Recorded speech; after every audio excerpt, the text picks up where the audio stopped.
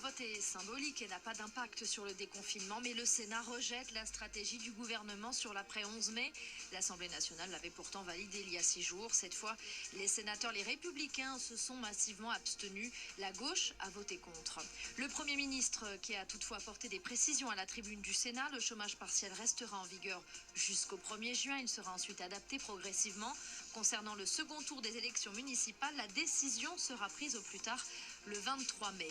À Marseille, des médecins demandent aux autorités d'attribuer au plus vite des places d'hébergement à des malades pour les isoler de leurs proches. Plusieurs foyers de l'épidémie ont été repérés au sein de familles des quartiers nord. Depuis la mi-avril, un dispositif spécial de dépistage du coronavirus est déployé au pied des tours de ces quartiers pauvres de Marseille.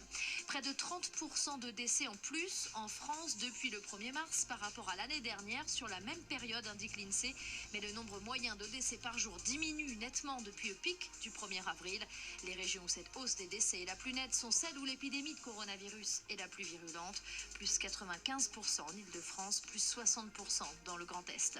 La vidéo avait provoqué l'indignation en 2018. 151 jeunes mis à genoux, tête baissée, main sur la tête pendant plusieurs heures à Mantes-la-Jolie dans les Yvelines. Un juge va enquêter pour torture, annonce le parquet de Nanterre à France Info. France Info. Et tout est plus clair.